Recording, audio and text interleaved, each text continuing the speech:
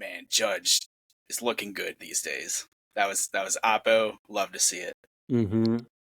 And so last week I was complaining about athlete nicknames, and Judgy certainly qualifies. I think that's terrible, but the person who just hit after him, who's been batting cleanup lately, Alex Verdugo, they call him Doogie.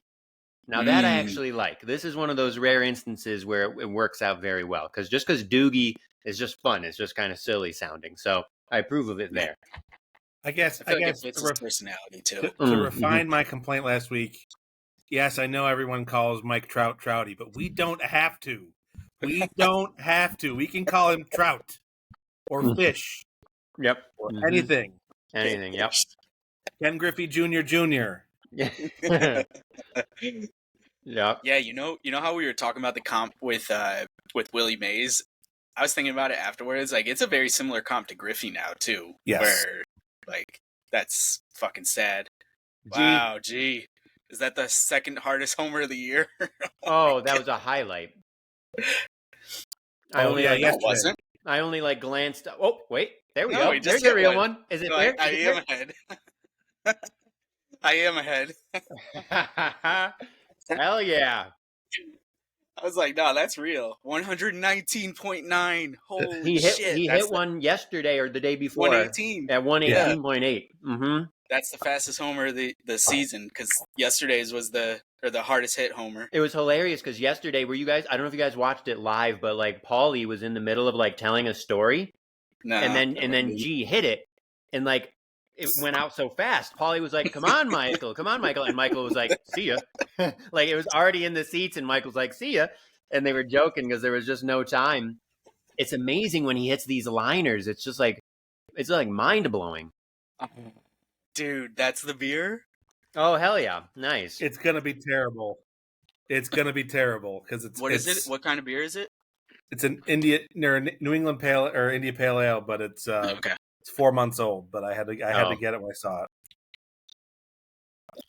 Yeah, you two definitely need to do everything you can to stay on Paul O'Neill's good side, because you have defended him for far too long to say anything bad about him. Don't say anything bad about that beer, Matt. I see that face. No, it's just exactly like Paul. I'm sure it's probably full of good stories, but right now it's too bitter and past its prime. Okay, Paulie right now as a color commentator is amazing. Yeah. No. He's excellent. The mixture of Michael K, Coney, and Paulie is the best in baseball. Yeah, I do agree they are good, and it's striking how good they are when you hear someone like Jeff Nelson and Flaherty do it, and then it's like, yeah, and they're like, Flaherty doesn't do much for me. Yeah. Nelson is like okay, but like when they have Flaherty do the play-by-play, it's almost unwatchable. Like I switch it to the radio. Yeah, I can't. He's just so drab. Labor's having a day. He got thrown out. Terrible base running. Yeah, I just saw that just now. Mm-hmm. Yeah, he's trying to say he got hit by a pitch. There was someone in the Yankee dugout. I don't know if you guys saw the highlight, but he put his hands on his head like this when G hit that ball. He was like, "Holy!" Oh, really? Hilarious. Matt, since you already launched the beer, and then we've already actually talked about two of the topics that I want to cover, so we could circle back to them though. But I am drinking from, as Matt guessed this beer without me even telling him before you hopped on. Colin said the city, and I was like, I guessed one brewer like, nope, never mind, it can't be that. It's got to be Industrial Arts. And Colin was like, yeah, and I was like, all right, is it wrench? Is it torque wrench? Is it? And first guess. Very impressive, guess. Yeah. Hazy IPA, pretty 7.1, so not too bad ABV, but definitely feels a little, Matt, I don't know if you remember, but to me it seems a little hoppier than most hazies that I drink, but in a good way. I like it a lot. That's got some oomph. It's like a 1.5 IPA, not a double IPA, not a single. It's kind of in the middle. 1.5. I get. That's good. I am not going to be finishing that Paul O'Neill beer. I opened my real beer for the night. Part of the School Spirit Week, Varsity Nice. Greens, Ethan, they are in the Nice. mail. So Yep. Very exciting. How many different how many different varieties did they have in that pack, Matt? 6 different ones, and they had a stout that just a stout didn't come in the pack. So I don't need more stouts, as you guys could see earlier on. Yeah, don't you have a huge beer stout bunker. cellar? You know.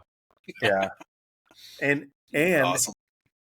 that is progress. I am making my way through some of those, but but then again, like I also just got like a whole set from this place in Connecticut, like Wow.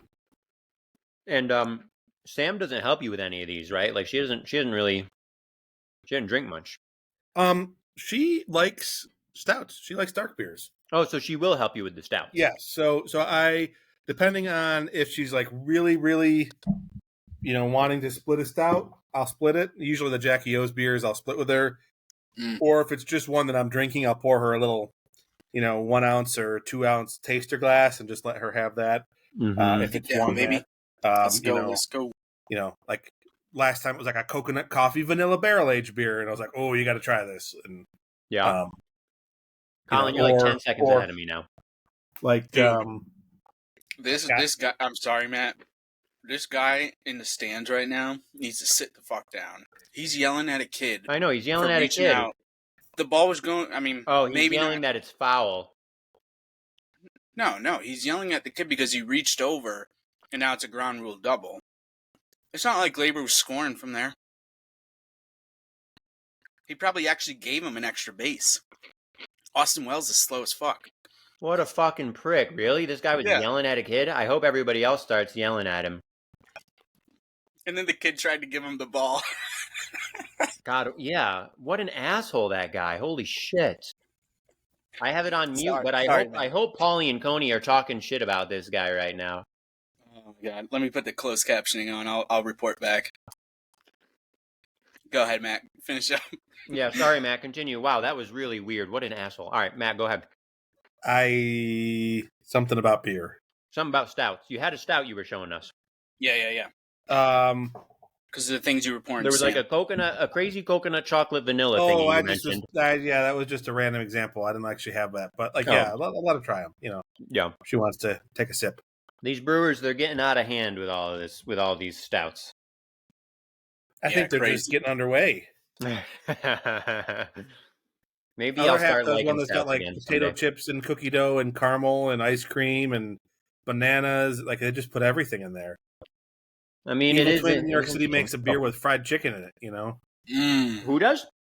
Evil Twin. Oh, Evil Twin. I'm gonna be back in 2 seconds. I forgot. So I have to separate the cats when I give them their wet food so that they don't so that they get an equal share. I have to go let one cat out of the room. You can keep going. I'll be right back. Oh man, I hope we have to be, because we're doing this live, quote unquote live. There are going to be people who are ripping that dude apart on social media, like tonight, tomorrow, and everything. And like we were the first people to say something, but nobody's going to see this or hear this until tomorrow morning. Yeah.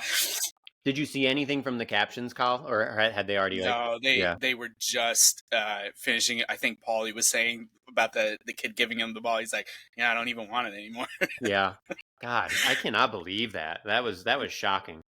It's Matt. It was like halfway down the right field line, like bouncing to the sideline, to the the seats, and Austin Wells hit it. Austin Wells is not fast. No. I am almost positive if that ball ricochets right to the right fielder, that's a single. So he got 2-bagger out of that because that kid reached over and grabbed it. And it was like probably 75% going over anyway. Like there was a small chance that maybe it would have hit the very top of the wall and not, gone over, but that fan is like out of place right there. Yeah. But if there was any shot of Glaber scoring, Wells could have gotten his 4th RBI of the year. Yay! Yeah. I know you're just being a valid dick. There's no way Glaber's scoring from first base on any hit like that. I was more criticizing Wells. one homer and 3 RBIs. Come on, bud. What's your buddy Trevino doing though? More than that. Trevino's OPS was like above 700 at least the other day. Huh? Okay. So he's actually doing I mean, decent. he can't be any worse than he was last year before he got hurt. Yeah. So. Yeah. Ethan, tell us what you're drinking. I had a really busy day at work today, and I didn't get a chance to get to the store to buy any beer. So I just have wine from an open bottle. So it goes with my turtleneck, though. I think I was going to say, yes, Professor, it's enjoying a nice Merlot. Notes of red wine and alcohol and grapes. Notes of pretentiousness and college. No, just kidding. Yep. Wine is to everyone. I say I'm an equal opportunity beer drinker. Wine is just as good. If you like it, fucking drink it. Like, as the crazy old lady at the Heaven Hill Bourbon Experience told us 14 years ago. Some people say you should put ice in your bourbon. Some people say you should put water in there. Some people say you just drink it neat. I say you drink it however you want to and however it tastes best to you. That's the way you should drink your bourbon. If that means Coke, go ahead and put Coke. I like that. Very. She was wonderful. Yeah. She was maybe just, too many years of bourbon. I don't know. Maybe a lifetime of living in Kentucky does that to your mind, but she was fun. Yeah. And then for some reason, she kept telling us about how like the barrels were charred for 90 seconds, and we thought it was funny to start saying all of the lines that she said, but in Willem Dafoe's voice from his crime scene explanation in the Boondock Saints. Oh, I never when he's saw dancing around in the street, we were starting to say we were drunk college kids in Kentucky. It was fun. We had a good time. Everyone had a good time. Why were you in Kentucky in college? We did the Bourbon Trail. Oh, okay. So you were legit doing something. Okay. Yeah, I did the Bourbon Trail once when I was underage, and the Bourbon Trail again when I was of age. That's the way to do it. Rodon went 3-0 on Jordan, and then struck him out with 3 like perfectly placed fastballs. Struck him out looking. I like that. Doing that against Jordan Alvarez. Can I put the nail in the coffin for the Astros? Can I do that? Don't do it yet. You're gonna jinx us. Don't say it yet, dude, because then they're gonna win like 30 out of their next 35, and it's gonna be like, exactly. It's only May 8th. We can't do it yet. We can't do it. It's so tempting, but we can't. Then I won't go into detail. I'll save it. But this is an election year, and you're gonna see a lot of this in November. I've seen enough. I'm calling it. They're done. I think you just jinxed everything, Colin. I've been holding out on it because I'm just as worried as you. But it does seem. I mean, what are they coming into today? Like 12-22 or something? Yeah, 12-23. So. Yeah. I mean, it's tough to come back from that. I think even when it is only May, that's tough. But we'll see. They're just old. Yeah. Yeah. Fuck the Astros. Okay. So then, let me segue to the rant that I told you guys I was going to talk about last night. I think that what's happening with the Astros and I thought he's going to get him. I think what's happening with the Astros, what's happened the past year and change now with the Cardinals, proves once and for all how good of a general manager Brian Cashman is. Yes. Sorry, go ahead. Okay. On top of that, Cashman's not just a general manager. He is an influential figure in the Yankee organization.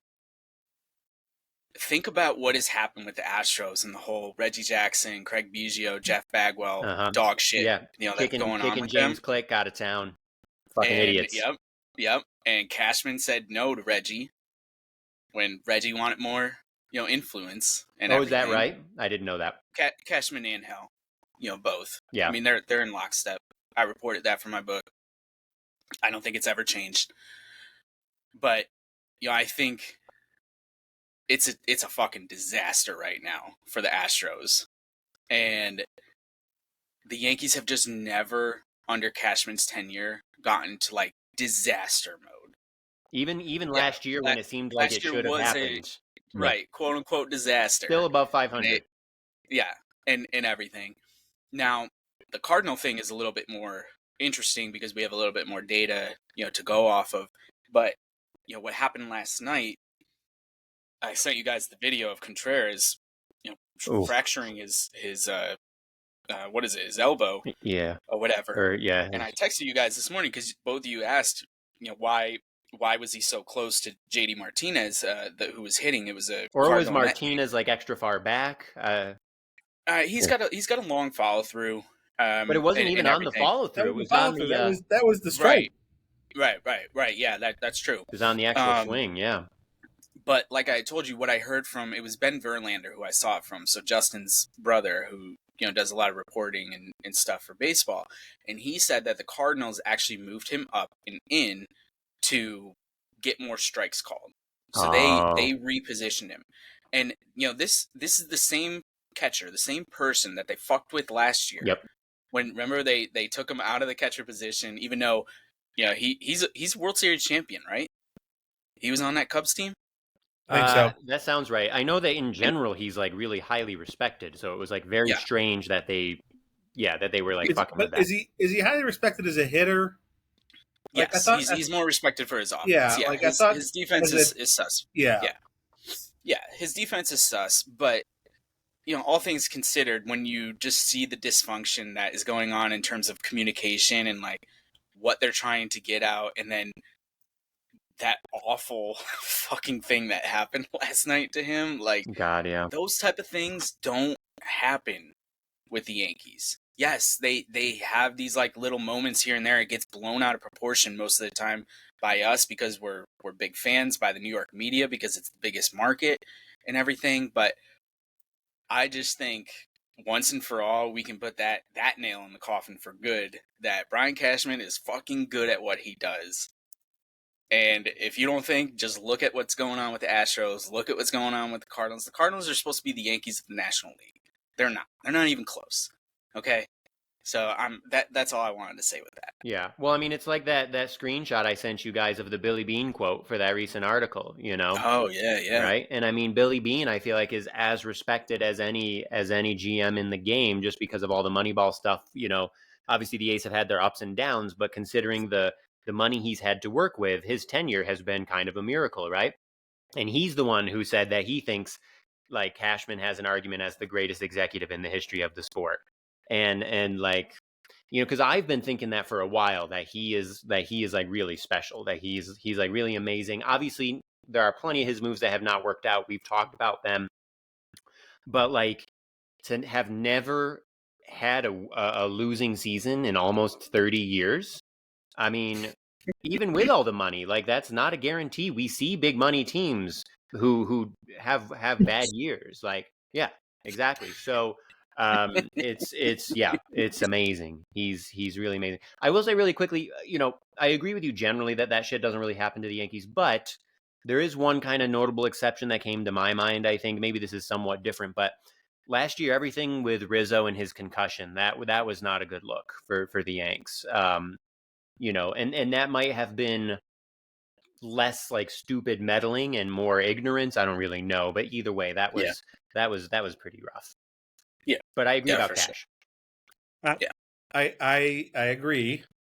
I'd say he's probably but I'm still not letting him off the hook for some pretty glaring big things. So, in general, durability. If I think there is stuff he can control and stuff he can't.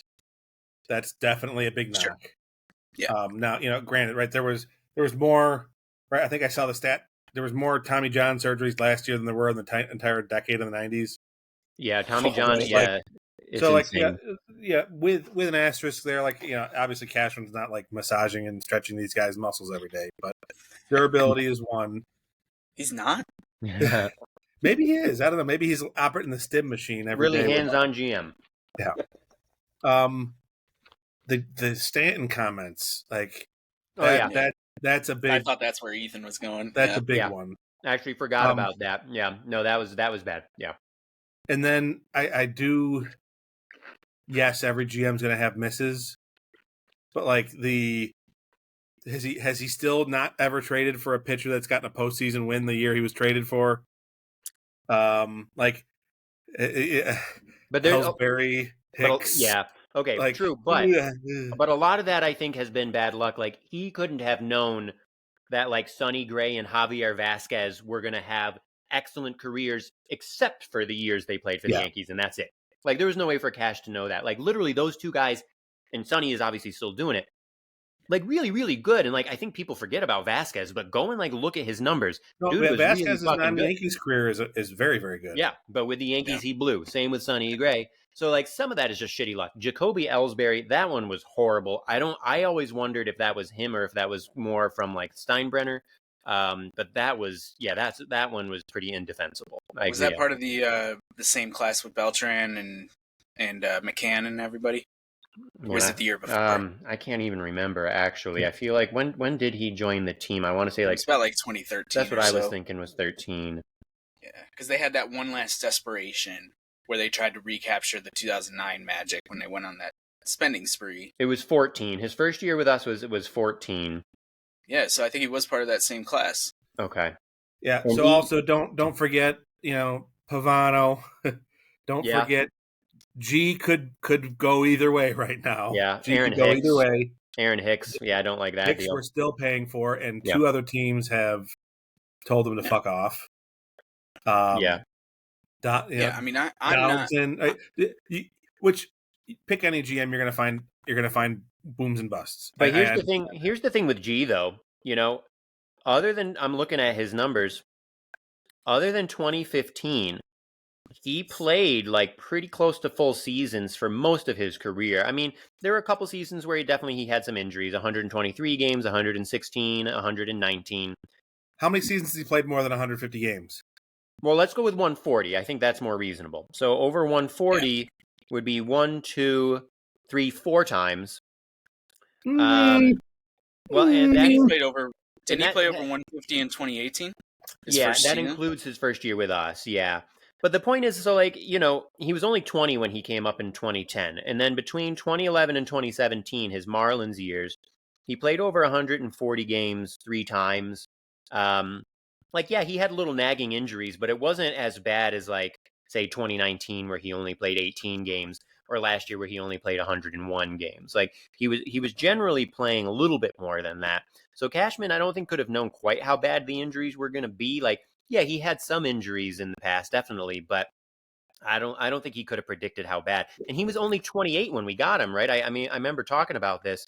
He was just coming off his 59 homer season, and he was only 28. Like, we had every reason to expect like 2 or 3 more prime years from him where he's playing 150 games and hitting 1 million homers. Yeah. So, and I think the thing that go ahead, Matt. Go. But I remember when that trade happened, thinking like, we've got another decade of this guy. And I remember, Colin, your response was good, right? Your response was, well, when you have a chance to trade for the reigning MVP who just hit almost 60 home runs, you do it. Yeah, when they're only 28 years old. Right, at that point, neither of us knew any better. So, again, he could have had 3 straight 50 home run seasons, and it would have been like, fuck it, put the plaque up, Right. Yeah. Again, I'm not criticizing, like, it's very difficult, but I just there are some pretty big black marks, right? Yeah. Now, for every black mark, there's what was the Maben Urshela Talkman year where it's like 19. What black magic is this guy doing? Does he have exactly. Does he have like a voodoo assistant on call in the swamps of New Orleans to like go out and pick up the spotted crawfish and squeeze its juices onto everyone's bats or something? Needles into very specific dolls. Yeah. Yeah. Yeah, true. Yep. That's the shit that Mike Sure goes crazy about. Yeah. And there are the Sean Chacones and there are the Aaron Smalls, right? But there's also the Esteban Loaizas, right? So it's true. There's true. But I think But like Sean Chacon, right? That's viewed as like brilliance. Like what he did that year was insanely smart. So yeah, I do think he is, if not the best, one of the top 5 ever executives in the game. Yeah. And I don't want to get too inside baseball here with G, but the thing, and maybe you guys don't remember this, 2018, Judge missed a whole bunch of games that season, coming off his should have been MVP season in 17, and G played through a hamstring injury because they were shorthanded in the outfield. So I wasn't surprised when he broke down, the following season. But I'm forever, I don't know if he's ever had the monster season that maybe we hoped for, with him. But the way G has handled himself, the way he works, I'll forever be a G fan. I was a G fan before he even came to the Yankees, and everything. Well, yeah, he's always been a good guy, right? And especially with the Mike Fiers incident, like I just wanted to see him back, mashing taters on the field. Like I wanted to see him hitting the piss out of the ball again, because that would be the worst way to end his career.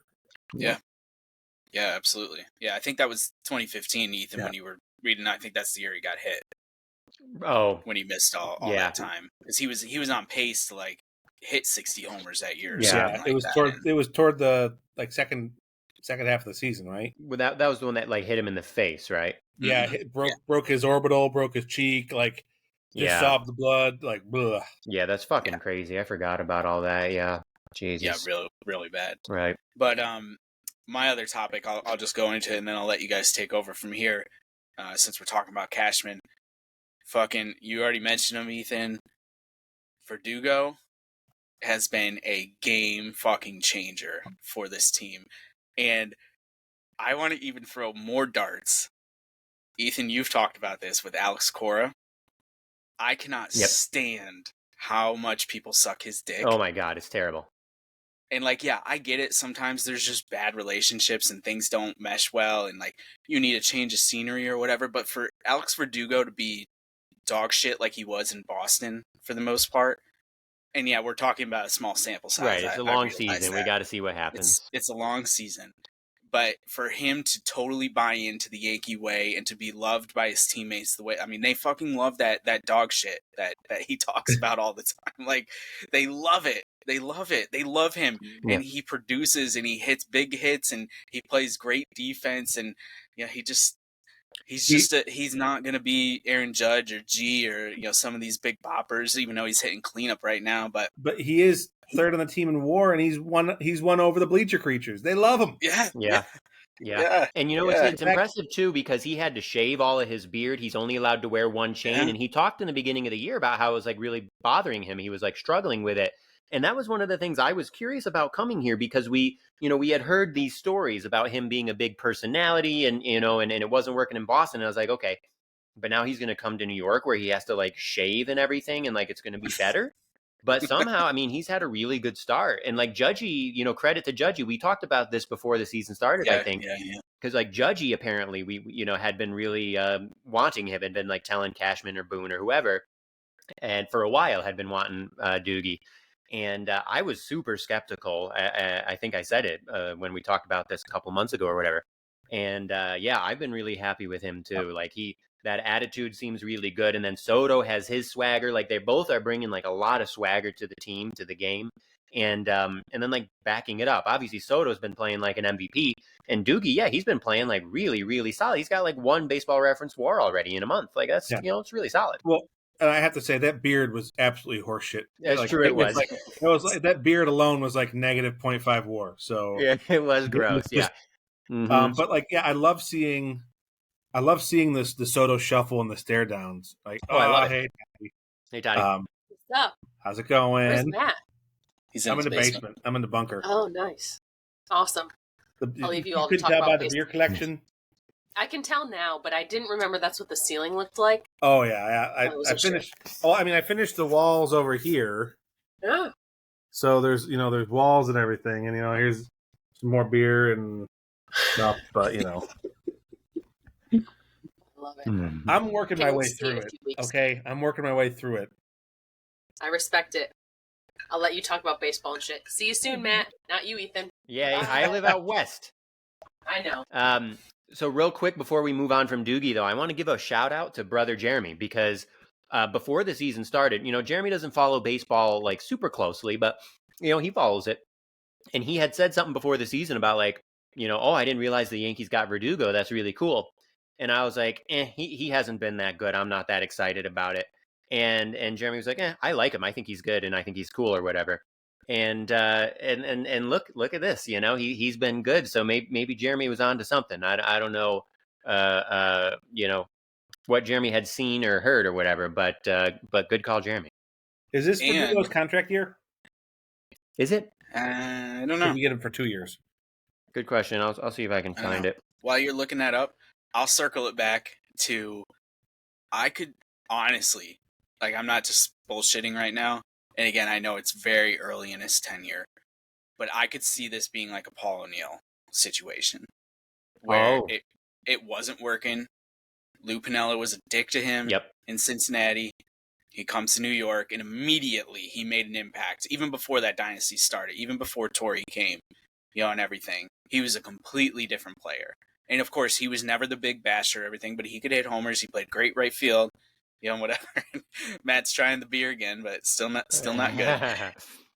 Yeah. But if he could be like a warrior type personality, and the way he hits though, like the contact he makes, the great at bats he has, and everything, like I see a lot of parallels. Like I could really see that being good for the Yankees. That would be the dream. Yeah. And the thing about him, right? He's only 28 this year. And yes, this is his contract. He signed through this year, so he will be a free agent. But yeah, so he's only 28. And, I think maybe people forget because it's been a while now. But he was a big prospect coming up, and he was the biggest prospect in the Mookie Betts trade. Now, granted, that was like a horrible, stupid trade. But he right? I'm not misremembering that. It was the Mookie It was him trade. and Jeter Downs. Yeah. And Jeter Downs, so he has been kind of, pretty highly touted. Sorry, Rodon looked really pissed talking at somebody. I was wondering what was happening. So he's been kind of touted for a long time for being this like really talented guy that maybe just hasn't totally lived up to potential yet. But Colin, that's the dream. I mean, that's what I'm hoping for too. That we get this version of him that was always possible, but he just needed the right culture. See, O'Neill was even older. He was 30. He was 30 already? No, really? Yeah. Holy shit! All those great Yankee years, he was in his 30s. That's amazing. Yeah, he only got MVP votes one season with the Reds. That was 1990, the year they won the World Series. He 270, 339 OBP, 761 OPS. He finished 19th in the MVP. In 94, he finished top 5. He finished 5th. He had a he was hitting for a really high batting average that year, wasn't he? But he had a 1.064 OPS. Oh wow, that's amazing! And almost a full season. They played, well, I guess not almost, but 103 games he played that year. That's still a lot of games to have an OPS over 1,000. That's really impressive. Then the next season he had a 913 OPS, 885, 912, 882, 812, 760, 789. Yeah. So even those last couple years, he was still like tremendously solid. Yep, exactly. Yeah. I mean, he was just a good, solid hitter, and he also drew walks. Like he wasn't one of these. No offense to Tony Gwynn, but it wasn't like he was only getting hits and not doing, singles and not doing anything else. So. I mean, he had 20 homers, 1, 2, 3, 4, 5, 6 times with the Yanks. He only hit 20 homers once with the Reds. All the walks, that you talked about. Yep. Man, if Verdugo turns into a Paul O'Neill, that's a good sign for the Yankees. That would be incredible. Yeah. Yep. That just came to me because of the beer. So thank you, Matt. Perfect. Nice. Well, was that the topic, Kyle? Was just Alex Verdugo appreciation? Well, yeah, I wanted to give some more love to Cashman and then throw darts at Alex Cora, who I think is so fucking overrated. So overrated. I mean, I get it. In some senses, I feel bad for Cora because he got there, and then like really quickly after he got there, John Henry decided to hire Chaim Bloom and then say, okay, we're cutting payroll, so trade Mookie Betts or whatever. And so in that sense, like, that's kind of unfortunate timing for Cora. But I do agree that I think he's like super overrated. Don't feel bad at all with the snotty comments that come out of his mouth. Yeah, and the Astros. I mean, he was wasn't he a big part of the whole trash can thing in 2017 with the Astros? And they cheated in 2018. Oh, right. The Red Sox. Well, we know that the Yankees did too, so we don't want to get too carried away with that. Yeah, I know, but I'm just saying, like, 2 times he got caught. Yeah, 2 consecutive seasons. Yeah. Like, how can you? It's like we talk about, like, with all these things, like the steroids, and if Ohtani had actually gambled, and Pete Rose and whatever, like 2 seasons in a row, this dude cheated beyond a reasonable doubt. Yeah, and he's managing a baseball and people team. still love him. Yeah. And speaking of people that we hate, Jose Altuve is up right now, and I don't know if there's any baseball, because it's fun. It's interesting. When we were kids, maybe it was just because we were kids, at least in my case, but I remember feeling rivalries more strongly back then. Like, I remember like really hating the Red Sox, But as I've gotten older, it's all kind of like mellowed out, and it's like, yeah, it's still a rivalry, but it just doesn't feel the same. And I haven't felt that strongly in a negative way about very many players at all. Altuve's like the exception. I think in my adult life, he's the player that I can't stand the most. Hit him in the ear hole. Huh? Hit him in the ear hole. Hit him in the ear hole. So Oof. yeah. Anyways, I was just Reggie thinking like has Cora a and can. Altuve, can't stand them. Yeah, for sure. They're black hole or black whatever you want to call it on baseball. Yeah. But Mark, they're Mark a or whatever. Shit stain in the tighty whities of baseball. Yeah, and I mean Altuve is definitely like a first ballot Hall of Famer too, but it is what it is. I hope the writers, give him the Roberto Alomar punishment, and say, hey, you cheat, we're not going to give you first ballot. It's possible, but as we have talked about many times, David Ortiz, first ballot. But then, like, everybody loves Albert Big Bell Papi. deserves to be in the Hall of Fame too. But like who? Albert Bell. But Albert Bell. He was a dick, and everybody hated him. Yeah. Yeah. Yep. Also confirmed cheater with his cork bat. Later in his career. But before his hip problems, he was. I mean, some of the seasons, steroids or not, right? Like 50 homers and 50 doubles. Yeah, some exceptional that's seasons still together. crazy. Yeah. In like what 135 games. Yeah. And Something if you ever want a snicker, just watch the Albert Bell Fernando Vina movie or YouTube video. Albert Bell breaking up.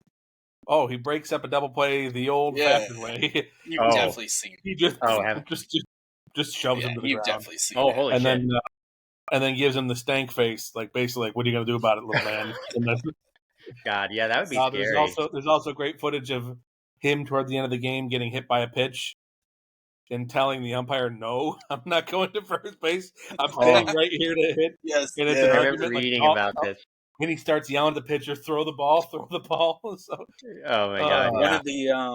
One of the games the other day, Matt Noakes was the name that Yankee. Yeah, player. That's right. The Clemens. Did you see the Clemens? He catches a fastball from Clemens and then throws it right back at him. like whips it back at Clemens. Yeah, it's pretty funny. Yeah. Did you guys see That's why Clemens threw the bat at Piazza. He had practice. Yeah, right. There's a clip that I see like on Instagram. It shows up occasionally on like some of the baseball pages, and I don't think I've sent it to you guys or talked about it. I'm trying to remember the guy's name. I feel like it's like Lenny Randall or something like this, or Lenny Clark, something. It's this guy who, huh? Is this a player? Yeah, player. And so he gets a pitch that's like really up and in. It doesn't hit him, but it's really up and in, and it brushes him off. The bunt. So on the next pitch, he does a drag bunt really close to that the pitcher has to come in field, and the pitcher comes to the first baseline, and he just goes and he just fucking plows the pitcher over, and then there's a brawl. Yeah, It's like wild. Yeah, I'll have to see if I can. Matt, do you remember his name? Is that? No, but I just know that he trucks the pitcher on purpose, Yeah, and Yeah, the first text it baseman to us. immediately just goes after him. Like the Yeah. first baseman, like immediately just we're fighting now. yeah. It's Lenny Randle, Randle, Randle. What year was it? What year was it? It's gotta be the '80s. Yeah, I'll see if I can find. So they were probably coked out. Oh, actually, I think it was 74. Ooh, Wow. A little bit further back. Yeah. But oh my God, yeah. Like people who are interested should look it up. Like Lenny Randle bunt. It's pretty fucking wild. Yep. So, anyways. What do so we got? Yeah. at this point in the season, who thought the team with the most wins in the league would be the Phillies? Yeah. How about that? Matt, this is a great segue because not only are they your Philadelphia Phillies, Nah, don't But- hold on there. Like, hold on there. but last week we said we would talk about the National League since Yeah. we Oh, that's ignored right. them. Yeah. So, I think this is a good point in the show where we can talk about them. Yeah. I mean, all I know is that I've got the McDonald's app on my phone, and when the Phillies win, I get a notification that I get free chicken nuggets. Purchase a $2 purchase, and I've been getting a lot of free chicken nuggets notifications. That's not bad. I if there was something like that, but it was for free fries, I would take advantage of it. But of course, the problem is that I live by the Rockies, so it would be happening much less frequently. But yeah, like I really don't care for chicken nuggets. I really don't. I haven't taken them up on that deal. But yeah, when I first moved out here to Philly, and I was house poor after buying this place, they had a free crispy chicken sandwich every time the Phillies won, and oh, you better believe I used that for lunch probably a good 20 times that year. So because that one you didn't need no purchase required, just roll up, get your free crispy chicken sandwich. Ooh, that was that's good. nice. Was that That's amazing. 20 games, the amount of games they actually won that year? No, they made the playoffs that year. 20 really? games was the amount of times I could use the coupon before the app wouldn't let me do it anymore. Hilarious. I found the limit. Really quickly before we get into the National League, because there was an amazing graphic that just came up on the screen. So G is up right now, and it was hold on, 118 mile an hour plus, right? Home runs that have gone 118 miles an hour or more in the last, I can't remember how many years it said. Probably last- Shohei, Ellie, 2015. and then since 2015, and G has 7, and the rest of Major League Baseball has 6 since 2015. It's really incredible. Did he just? No, he didn't quite get enough of that one. But like, man, it's so weird because just a couple of weeks ago, I think I even texted you guys, when he doesn't look good, it's embarrassing. It looks like what I would look like if I was up there, like swinging at some of these pitches. Like it's horrible. But then he'll have these home runs like he got, tonight and last night, and then you see like the graphic like that.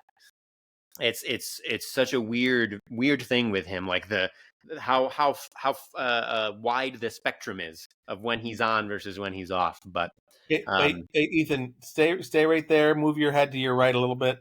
Yeah, it looked like you had like a ponytail that was alive. An orange ponytail. That is Maki looking very very regal up on his on one of the shelves there. Yeah. Is he a Siberian? We don't know. As far as we know, we only know like domestic medium hair. That's that's just the basic thingy that they told us. Yeah. Very regal looking floof. Yeah, he does have that for sure. Mm-hmm. So, anyways, all right, National League. The Phillies. Well, Phillies 2.5 up on the Bravos. Yeah. No, I don't know how long they'll keep that. I mean, they're definitely going to make the playoffs. But wow, yeah. Like the teams that we expected to come back to earth. The Pirates are back to earth, right? I don't know how long the Brewers are going to last where they are, but just very surprising. Yeah, and Harper hasn't even necessarily really started hitting yet. He's got some homers. Yeah. Let me see here. Well, actually, you know what? His OPS is really good. His batting average is low, but he's been drawing a lot of walks. So, but he hasn't, he has 9 homers, but he only has 5 doubles. So I think Harper's probably gonna. I would imagine he'll hit a lot better here at some point. So that'll be interesting when that happens. Maybe it's because the injury bug isn't hitting them as hard as it is other people, right? Like with Spencer Strider out for the Braves, that's going to be tough. Trey Turner did just go on the IL, but as of now, it's only 10-day. Is Sale still healthy? I think he's been pitching well too, right? Yeah, I think he's pitching right now. Oh, so that's one where it's like, okay, the Braves still are pretty stacked. Alex Anthopoulos did some really good moves. I think Alex Anthopoulos went. By the time he's done, he may have overtaken Cash. We'll see what happens, but he seems. And one thing, I can't believe the Blue Jays letting him get away. I don't know. They should have done everything in their power to keep him. But anyway, sorry, Kyle, go ahead. Well, if this is right, I don't even know how this is possible. The Phillies have played 5 more games than the Braves. Yeah, I was just seeing that as well. I don't know how that's possible either. Because they have the same amount of losses, but the Phillies have 26 wins and the Braves have 21. Yep. So take that for what very it's worth. Weird scheduling. Yeah. Yeah. With everything, but I think Washington's the obvious surprise team. Yeah. Oh, yeah. East. They're talking one game above 500 right now. That's insane. With Patrick Corbin. With Patrick Corbin. I know. Yeah, they're still giving him a start like every 5 days, aren't they? Every 5 games. It's insane. Truly insane. Like, wow. Yeah. Yep. Yeah, and the Mets are hovering right there at 500. I don't think the Mets have what they need to. I mean, they're only a half game out of a wild card. Yeah. I'd be surprised. Yeah. I don't know. I did hear maybe it was a Yankee game or something that they were saying the Mets could trade back for Verlander since they're already paying his salary and get him for a stretch run if the Astros are tanking toward the end of the year and everything. I was like, that could be interesting. Yeah. Yeah. But and the Marlins are bad. Yeah, I think the East is pretty much what we expect. I mean, it's not like you said, Matt, both the Braves and the Phillies are definitely going to make the playoffs, and then maybe Washington's like that surprise team like Miami was last year. Well, Miami got extremely lucky with all those one-run with their wins in one-run games, and I guess that could happen to Washington, but they got like extraordinarily lucky, like beyond the pale last year. The Marlins did so. Yeah, and then to your point, Matt, the Cubs and Brewers are actually tied right now. I mean, the Brewers have a better winning percentage, so they technically sit in first place. But I mean, the Cubs were there all season last year. I think it's probably a 2-team race. I don't see any of those other teams. I think the Reds are coming back down to earth. The Pirates are dog shit. I'm saying dog as much as I can today for Doogie.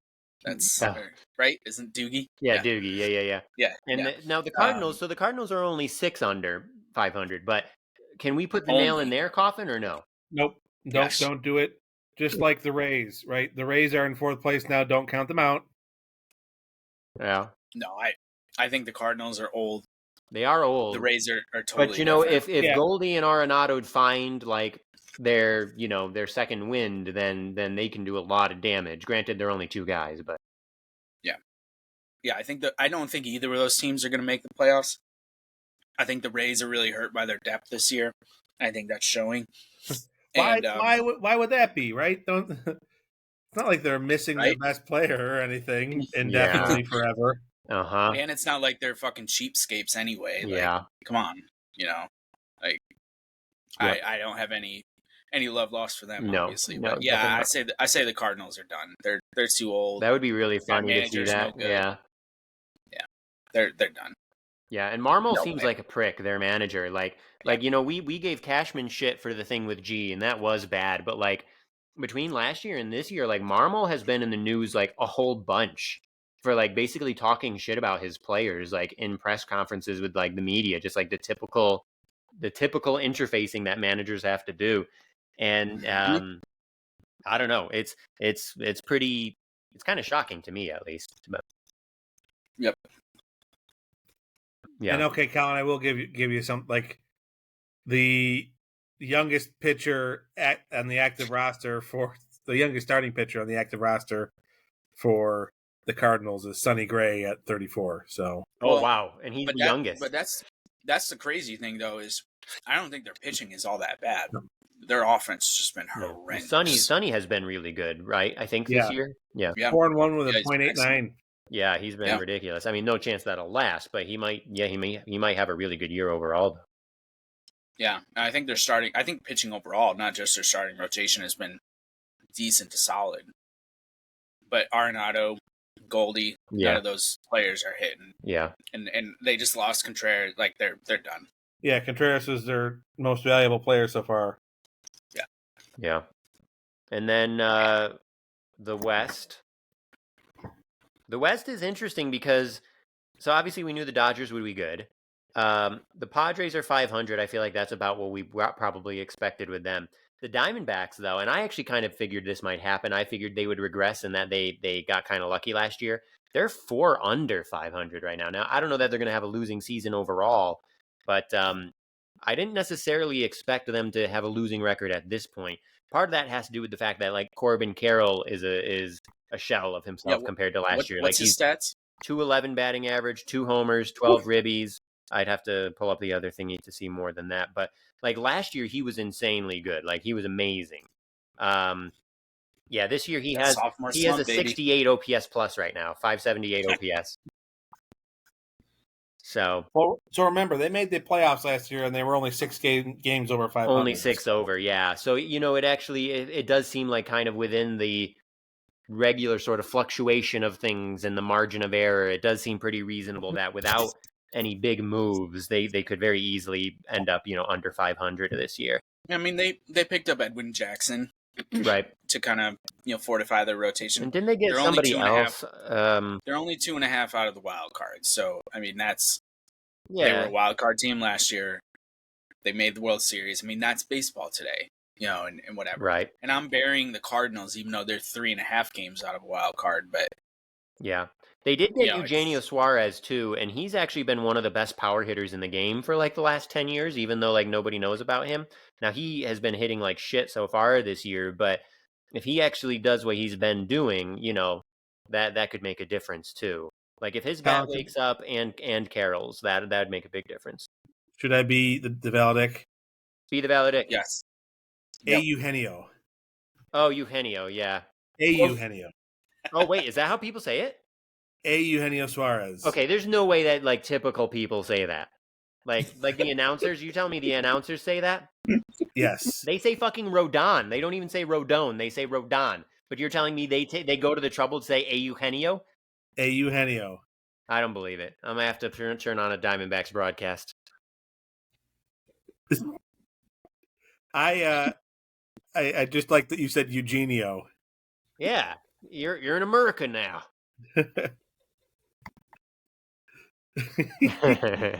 I'm just laughing at. I thought that's just how people said his name now. I thought that was kind of what his name became, and in MLB I wasn't the one who parlance. said something wrong. Yeah, but I mean, it's weird though but I don't understand it because like, okay, so obviously Rodon is a really obvious one instead of Rodon, right? Like that's a really weird one that it would be so easy to pronounce it properly and people don't. But then another really weird one is Trevino. People say Trevino, but there's never an actual tilde on the N in his name. Like, is it actually Trevino? And if it is, it's 2024. We have the technology. Put the fucking tilde on his N. What are you showing us? Oh, I see it. Okay. The pronunciation guide on Baseball Reference. Yeah. I mean, I knew that, like, if I was speaking Spanish, I would know to do that. But in this context, I didn't think it was necessary. Baseball is really, really inconsistent with how it pronounces Hispanic names. I just liked Eugenio. I just... Uh-huh.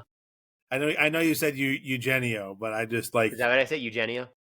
Well, I'll have to consult the tape, but to me, you said Eugenio, and that was just funny. Uh-huh. Yeah. And I never, ever, ever pronounce anything wrong, so...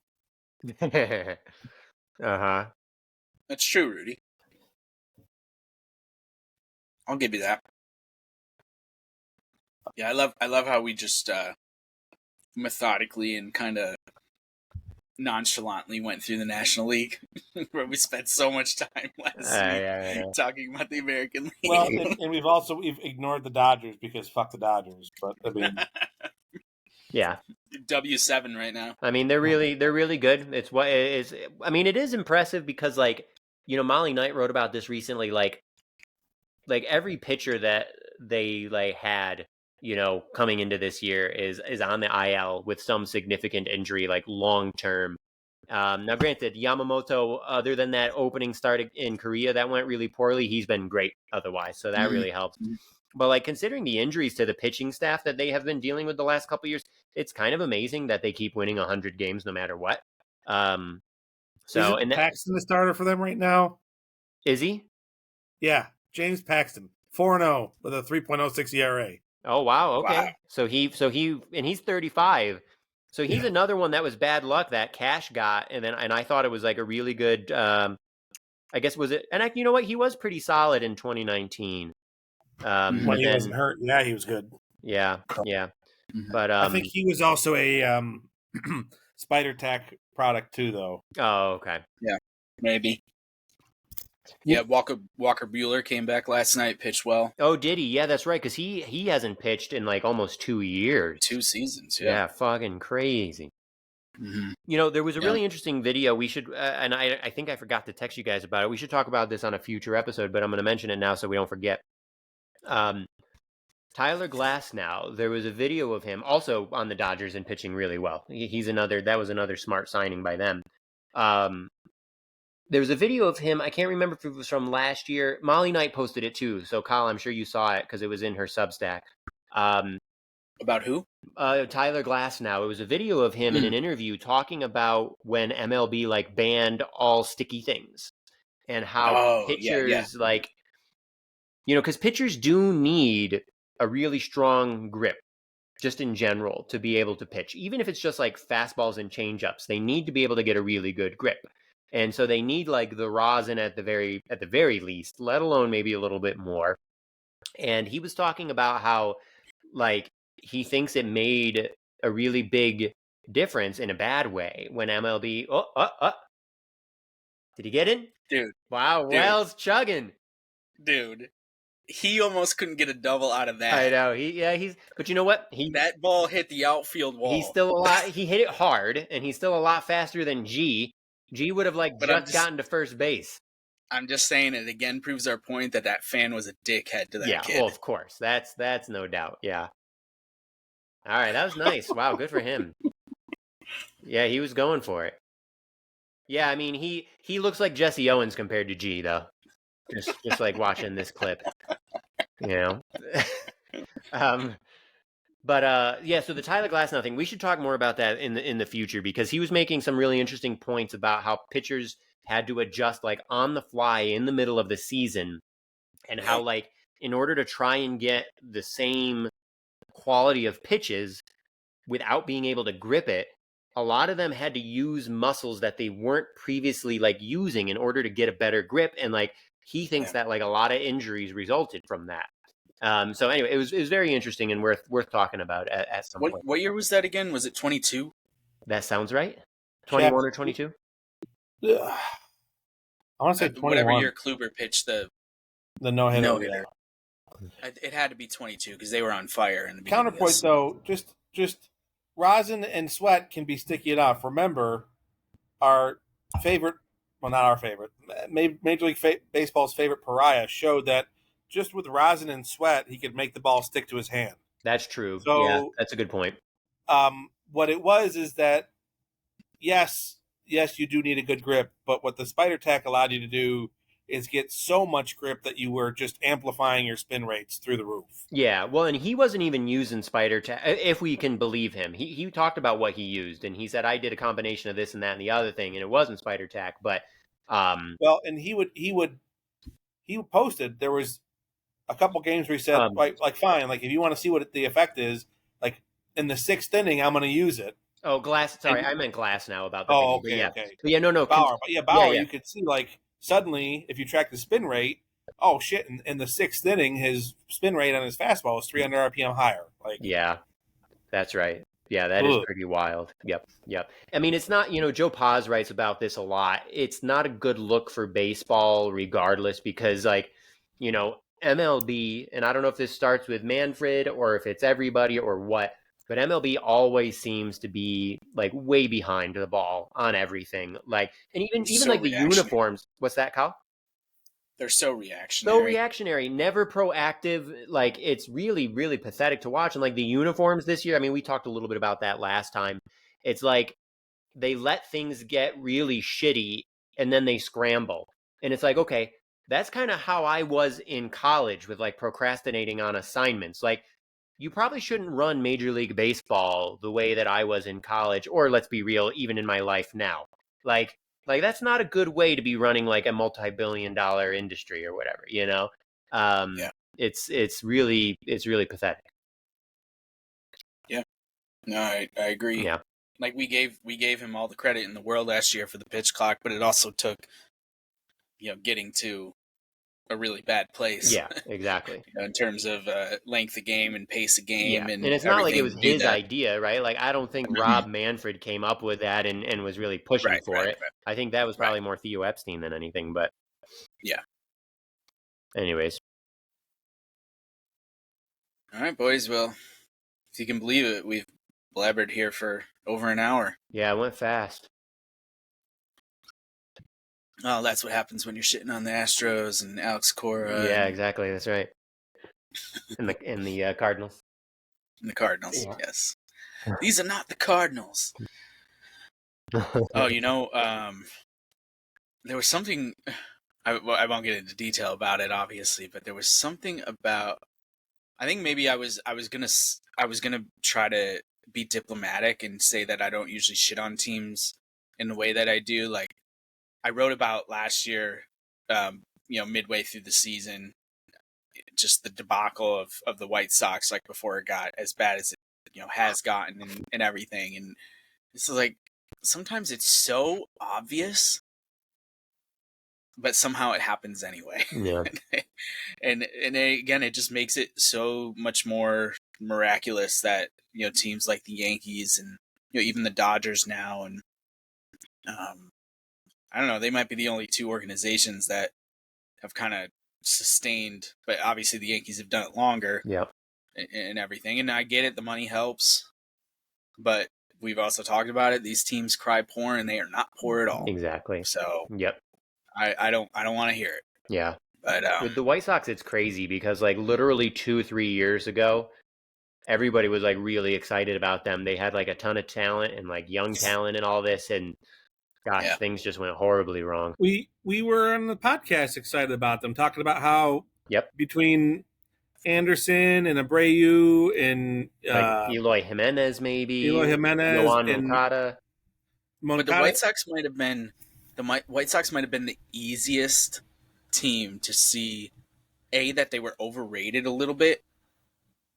Not to say that they weren't going to get better, but like when they were good, they were overrated a bit. Because remember when we had baseball and whatever, the one of our buddies on the podcast, and the White Sox made the playoffs, and I was like, there's no way that they're going to win a playoff series.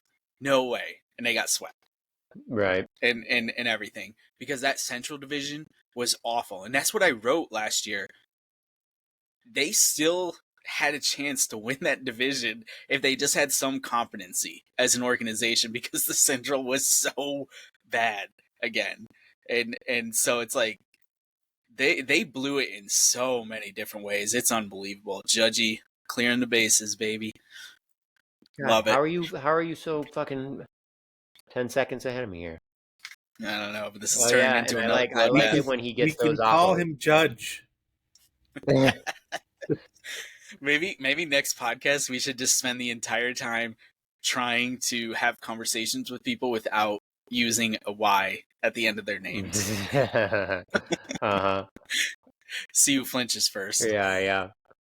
Oh man, I love that. Okay. I love it. That's twice now today, right? With these nice, beautiful, effortless hits to opposite field. And he had the hit, the other hit to he pulled it. He's got 3 hits on the day. Yeah, I like that. Okay. Yep.